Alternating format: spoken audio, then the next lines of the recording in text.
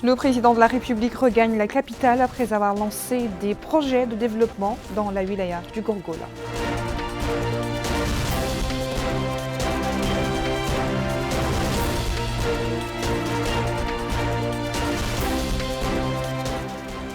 Le président de la République donne le coup d'envoi de la deuxième phase du projet de l'Aftout Charqi et la construction de plusieurs logements sociaux et inaugure des établissements scolaires.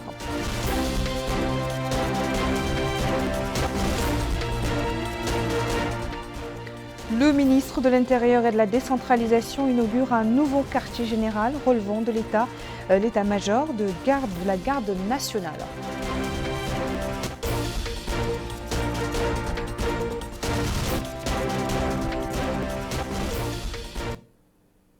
Bonsoir et merci de vous joindre à nous pour ce journal. Le président de la République, Mohamed Cheikh El Ghazouani, a regagné Nouakchott ce soir en provenance de Kéhédi et de Foumglita, d'où il a donné ce matin le coup d'envoi de projets socio-éducatifs et d'approvisionnement en eau potable des populations de l'Aftout à partir du barrage de Foumglita. Le président de la République a été salué à son arrivée par le Premier ministre, Mohamed Bilal Messoud, entouré de certains membres du gouvernement et d'autres personnalités de l'État.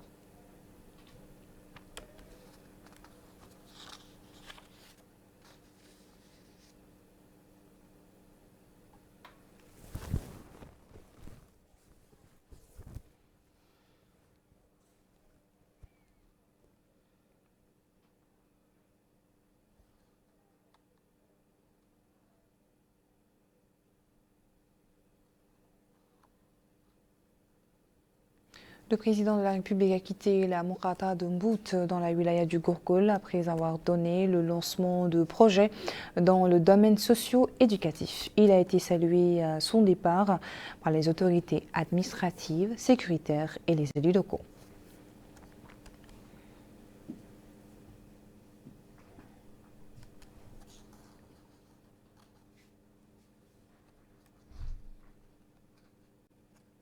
Ce matin, Mohamed Cheikh El Ghazouani a procédé à Foumglita à la pose de la première pierre de la deuxième phase du projet de l'Aftout Charqi.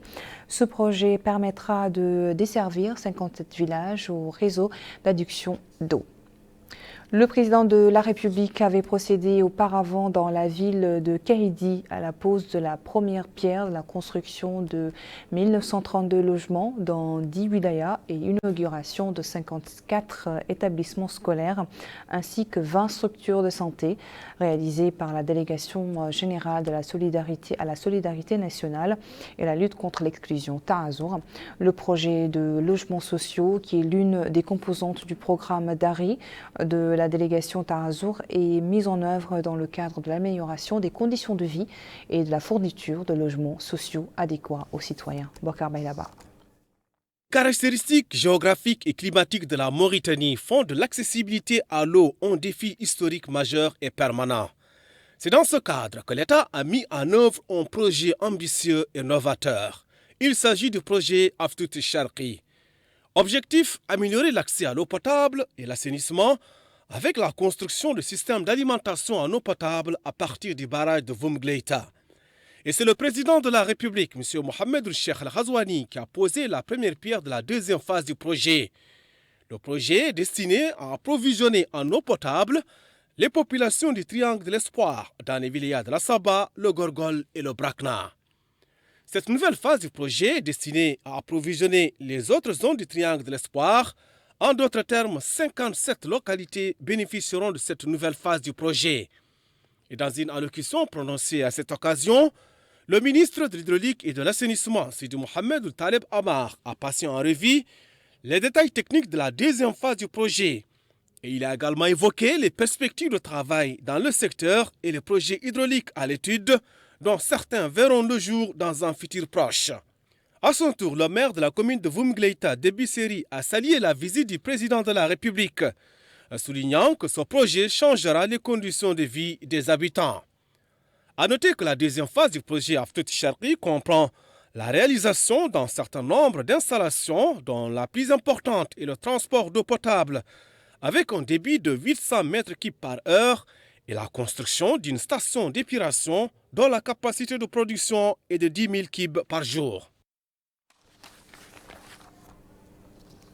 Voilà, c'est donc l'élément sur le président de la République qui a procédé à Foumklita à la pose de la première pierre et de la deuxième phase du projet de l'Aftout Echarki. À présent, le président de la République avait procédé auparavant dans la ville de Kahidi à la pose de la première pierre de la construction de 1932 logements dans 10 wilayas et l'inauguration de 57 établissements scolaires ainsi que 20 structures de santé réalisées par la délégation générale à la solidarité nationale à la lutte contre l'exclusion.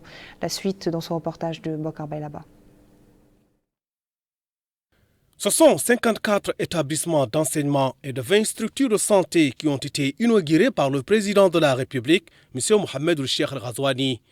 Ces projets ont été mis en œuvre par la délégation générale à la solidarité nationale et à la lutte contre l'exclusion Ta'azour. Il s'agit de 43 écoles primaires, 6 collèges et 5 lycées qui ont coûté 6 620 millions d'anciennes ouguiya.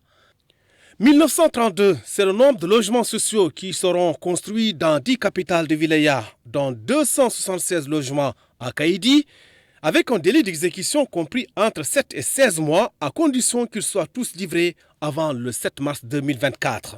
Le projet de logements sociaux est l'une des composantes du programme Dari de Ta'azour. Il est mis en œuvre dans le cadre de l'amélioration des conditions de vie et de la fourniture de logements sociaux adéquats aux citoyens.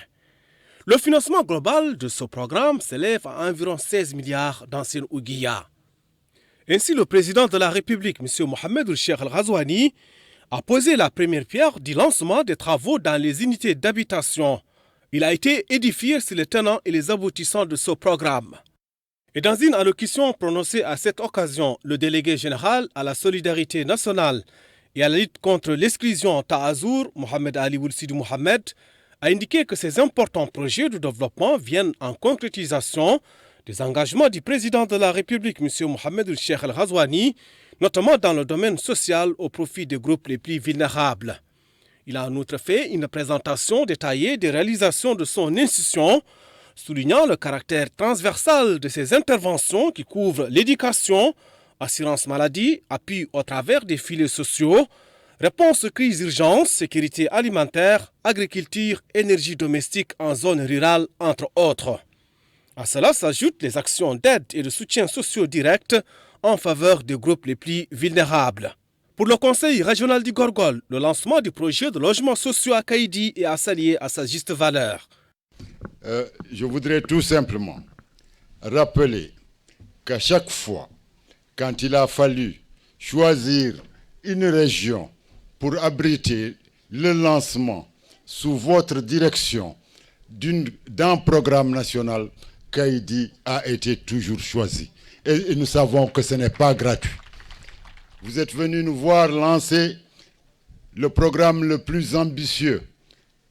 C'était l'école républicaine. C'était hier en Bout. Madame la Première Dame est venue ici, à Kahidi, lancer le programme Suite 2. Encore ici à Kahidi. Vous voilà aujourd'hui à Kahidi et tout à l'heure à Bout et à Foumklita pour également lancer des programmes nationaux. Ce programme, nous sommes sûrs qu'il aboutira comme l'ensemble de vos engagements. En nous engageant derrière vous, Monsieur le Président, nous ne doutions pas de vos engagements parce que nous vous connaissions. Nous n'en doutons pas et nous savons que nous sommes dans le bon bateau et avec le bon capitaine à bord. Au nom de toutes les populations du Gorgol, je vous dis que vous serez toujours les bienvenus ici, parmi nous, partout, dans notre diversité. La commune de Kahidi n'est pas en reste. Ce projet va contribuer grandement à améliorer les conditions des habitants et le cadre de vie. En portant votre voix sur Kahidi pour le lancement du programme Dari de construction de 1932 logements sociaux dans 10 wilayas du pays, dont 276 pour Kahidi, vous pouvez encore une fois de plus l'intérêt que vous portez à la wilaya du Gorgol en général et à la commune de Kahidi en particulier. La réalisation de cet ambitieux projet permettra de doter les populations bénéficiaires de logements décents. Pour rappel, Dari est l'un des 5 programmes lancés par la Délégation générale à la solidarité nationale et à la lutte contre l'exclusion Taazor. Il comprend 2 volets. Le premier est relatif à la construction de logements sociaux. Le second concerne le regroupement des villages et l'aménagement des lieux d'hébergement avec les divers services de base. L'avion résidentiel s'était posé en milieu de journée sur le tarmac de l'aéroport de Kaidi. Le wali du Gourgol, Ahmedna Sidebe, le délégué général à la solidarité nationale et à la lutte contre l'exclusion, Taazur Mohamed Ali Sidi Mohamed, le président de la région du Gourgol et le commandant de la 7e région militaire étaient au premier rang des personnalités. Les habitants du Gourgol ont de leur côté réservé un accueil populaire, chaleureux au président de la République, arborant des drapeaux, des portraits géants et des banderoles magnifiant les réalisations accomplies ces dernières années et saluant également les récentes décisions de valorisation des salaires et allocations familiales.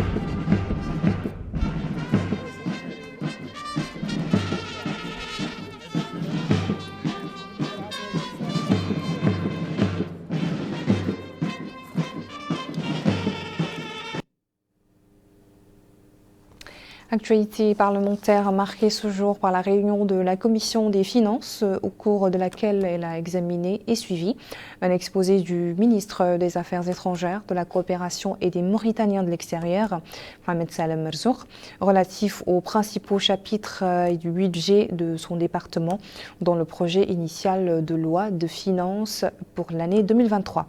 Ce budget se chiffre à plus d'1 640 000 nouvelles ouguiyas, la présentation et à la discussion du budget du ministère des Affaires étrangères, de la coopération et des Mauritaniens de l'extérieur, dont la loi initiale, le projet initial de loi de finances pour l'année 2023.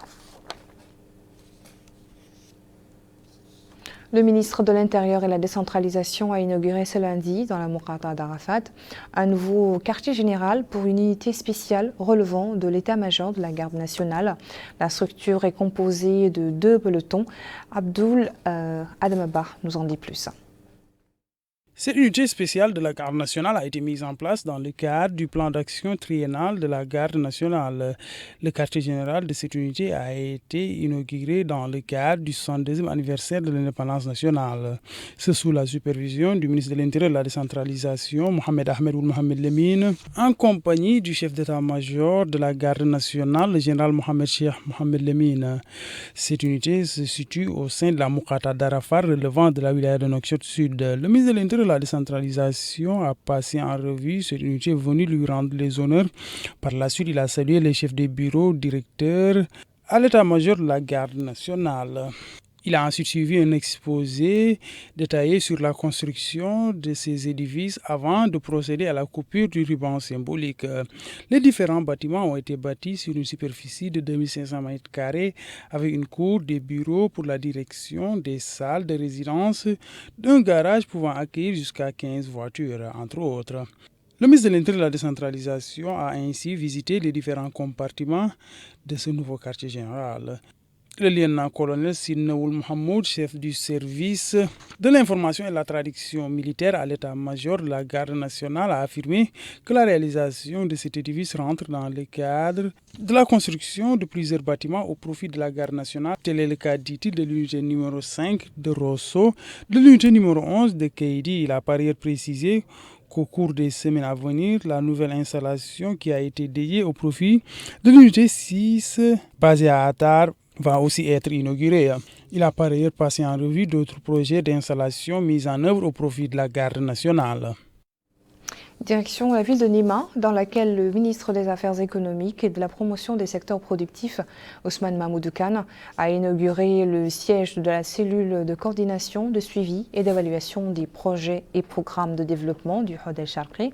La cellule entre dans le cadre de la stratégie régionale de développement accéléré et de prospérité partagée et vise par ailleurs à renforcer les capacités institutionnelles des autorités ainsi que de l'ensemble des acteurs dans le développement.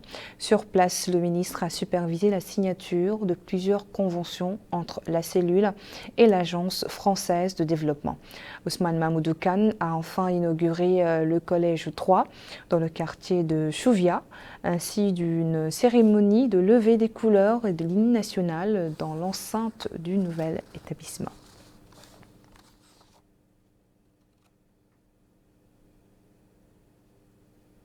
Nous restons dans le Hod El Charqi et plus précisément à Bassiknou, où le ministre des Affaires économiques et de la promotion des secteurs productifs, Ousmane Mahmoudou Kane, a visité des projets de développement dans les camps de réfugiés de Mbera et dans la commune de Bangou.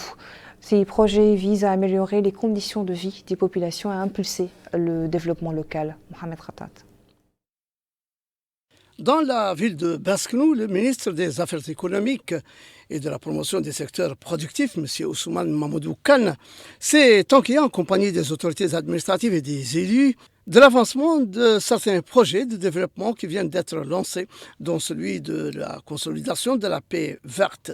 Outre d'améliorer les conditions de vie des populations et impulser le développement local, le projet contribue à la protection de l'environnement par la limitation de l'utilisation du charbon et du bois de chauffe et à permettre l'accès à certains services de base comme l'énergie, l'eau, le gaz naturel, en plus de l'appui au système éducatif et le renforcement des activités principales de l'économie locale, telles que l'agriculture et l'élevage, sachant que ce projet est doté d'une enveloppe financière de 1 500 000 $ américains du Fonds de construction de la paix.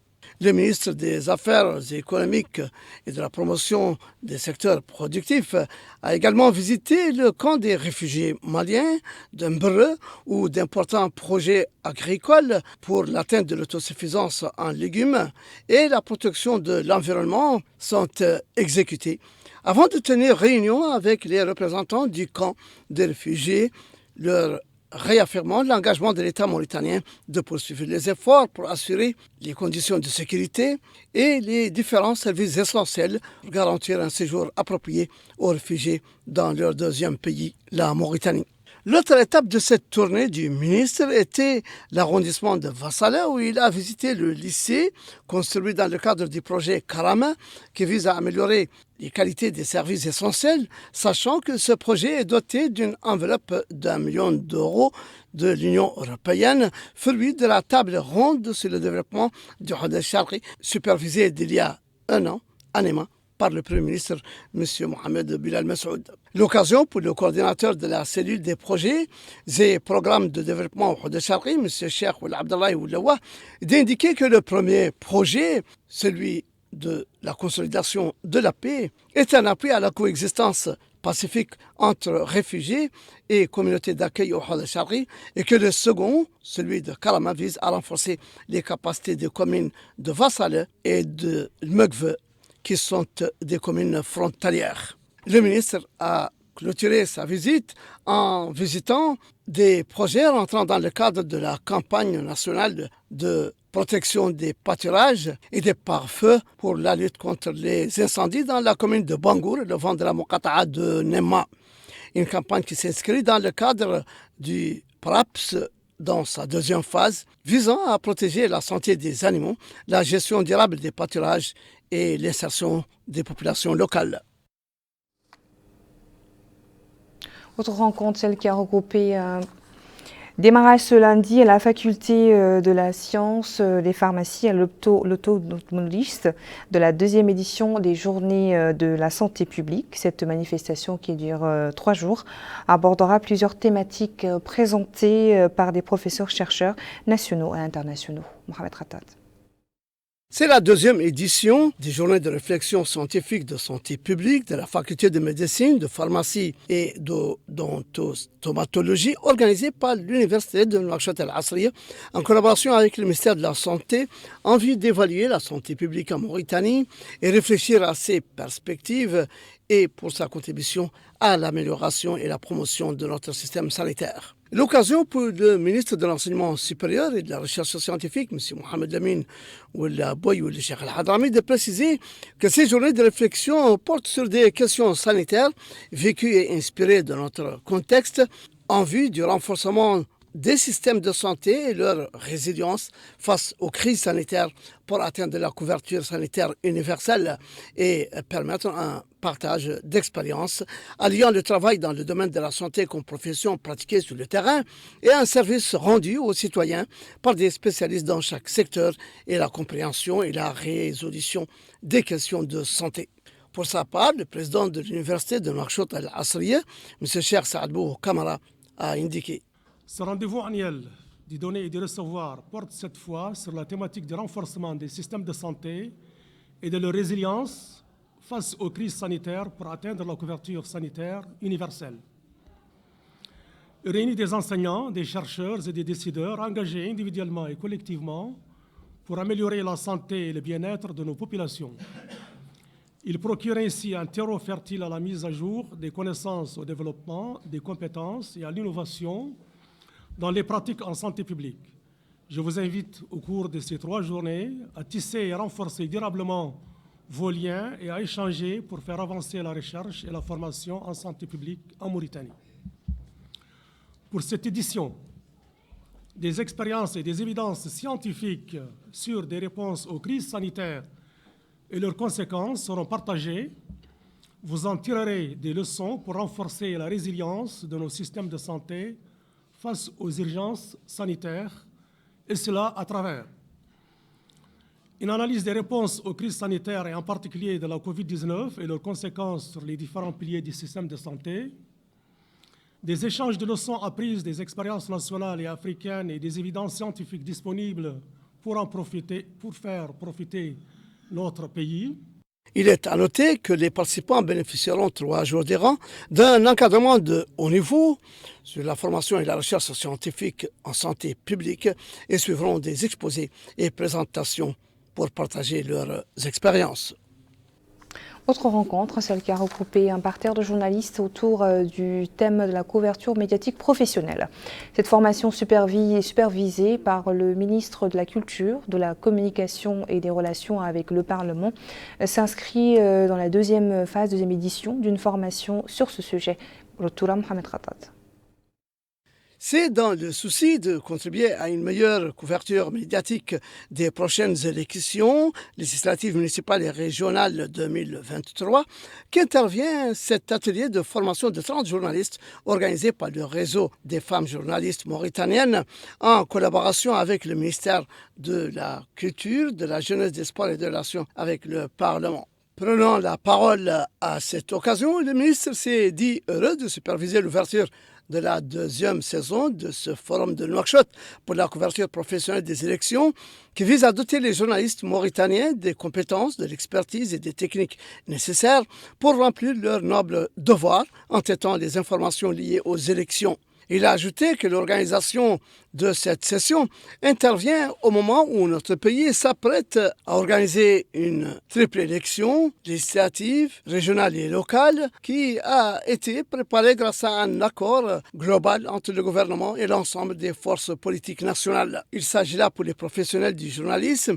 et les médias en général d'une opportunité de participation concrète et positive à la concrétisation du projet de transformation sociétale du président de la République, M. Mohamed Ould-Cheikh Al-Ghazouani. Lui emboîtant le pas, la responsable du réseau des femmes journalistes mauritaniennes, Mme Khadija Mentel Moujtaba, a déclaré que les médias sont des outils essentiels pour le processus démocratique et que ce forum constitue une opportunité pour renforcer les capacités des journalistes à traiter des informations liées aux élections et aux événements électoraux. Il est à noter que cet atelier cible une trentaine de journalistes et publiera un guide du journaliste mauritanien pour la couverture médiatique professionnelle des élections, de même qu'il offrira des espaces gratuits, des discussions et d'échanges d'informations entre les journalistes, les politiques et la Commission électorale nationale indépendante.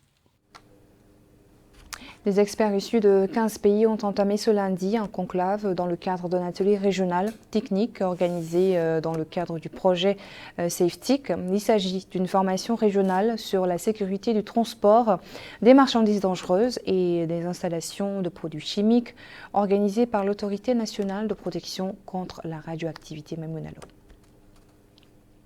Pays du continent participent au lancement de l'atelier de formation régionale sur la sécurité du transport des marchandises dangereuses et les installations de produits chimiques dans la région de la façade atlantique africaine. Cet atelier, présidé par le ministre secrétaire général du gouvernement Lamortar, rentre dans le cadre de cette logique de renforcement des capacités et l'éclosion d'une expertise nationale pour ces pays. Le cadre législatif et réglementaire dans notre pays se met progressivement en place en vue d'asseoir les conditions de sûreté et de sécurité maximale pour protéger les personnes, la société et l'environnement contre les accidents qui viendraient à survenir dans les installations ou les manipulations accidentelles de ces produits. La sécurité des matières NRBC est une priorité essentielle pour les pouvoirs publics mauritaniens. Je rappelle ici que la Mauritanie a ratifié la majeure partie des instruments juridiques internationaux pertinents adoptés par la communauté internationale en rapport avec les matières chimiques, biologiques, radiologiques, nucléaires et explosives. M. Ishaq Mohamed Moussa, président de l'Autorité nationale de la radioprotection, de sûreté et de sécurité nucléaire, selon lui, l'objectif assigné à cette formation régionale est de permettre aux participants de se familiariser avec la rédaction des études de danger et des plans, qu'ils soient les plans d'opération interne, plans particuliers d'intervention, plans de réponse à des accidents de TMD ou de mise en œuvre d'exercices de crise. Aussi, c'est l'occasion de souligner tout intérêt de la présente formation organisée dans le cadre du projet 95 des centres d'excellence de l'Union européenne et piloté par Expertise France. L'un des responsables de l'Union européenne se réjouit du soutien apporté. La prévention des accidents de transport de matières dangereuses constitue également une préoccupation constante pour que des accidents aussi désastreux que ceux que nous avons connus ne se reproduisent. Relever les défis de la prévention, mais aussi de l'intervention pour réduire la gravité des conséquences en cas d'accident, doit impliquer la mobilisation et la coordination d'une multitude d'acteurs dont vous êtes aujourd'hui les représentants. C'est pourquoi je me réjouis du soutien apporté par l'Union européenne au travers de son initiative, les centres d'excellence NRBC, qui vous accompagnent depuis 2015 dans cette thématique pour vous aider à sécuriser vos installations à haut risque et le transport des matières dangereuses. Monsieur Al-Qassoum Sidi Mohamed, point focal des centres d'excellence de l'Union européenne, souligne l'importance du thème. Souvenance de ce qui s'est passé à Toulouse dans l'usine ZDF et plus proche de nous, ce qui s'est passé en Sierra Leone avec l'explosion qui a coûté aussi la vie à des centaines de personnes. C'est dire l'importance du thème choisi et nous remercions l'Expertise France, mais nous remercions également la RSN, son président, pour avoir également permis et contribué et sans qui cet atelier ne pouvait pas avoir lieu. Durant ces 2 semaines, les participants seront édifiés sur les techniques de prévention des risques liés à la gestion des installations classées à haut risque et du transport de marchandises dangereuses. Et nous clôturons cette édition par cette information sur l'activité du parti INSAV dans la capitale du Frakna, à Lègue. Un rassemblement politique en présence d'un public de militants et sympathisants du parti, centré sur l'appréciation des réalisations accomplies au niveau de la wilaya du Frakna. Les militants du parti ont réitéré leur volonté de poursuivre l'action commune et coordonnée afin de contribuer au resserrement des rangs dans la wilaya en vue d'assurer son développement conformément à une vision politique claire. S'exprimant à cette occasion, le ministre de la Culture, de la Jeunesse, des Sports et des Relations avec le Parlement a affirmé que tous les militants du parti dans la wilaya du Frakna sont convaincus du projet de transformation sociale porté par le président de la République, l'apprécier son discours qui réconforte sur l'action du gouvernement durant les dernières années.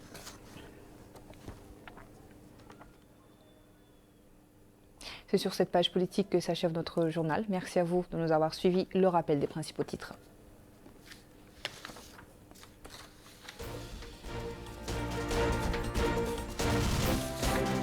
Le président de la République regagne la capitale après avoir lancé des projets de développement dans la wilaya du Gongola.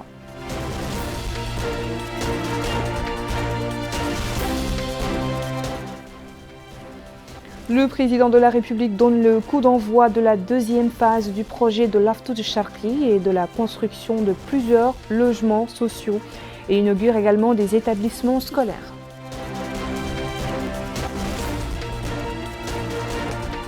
Le ministre de l'Intérieur et de la Décentralisation inaugure un nouveau quartier général relevant de l'état-major de la Garde nationale.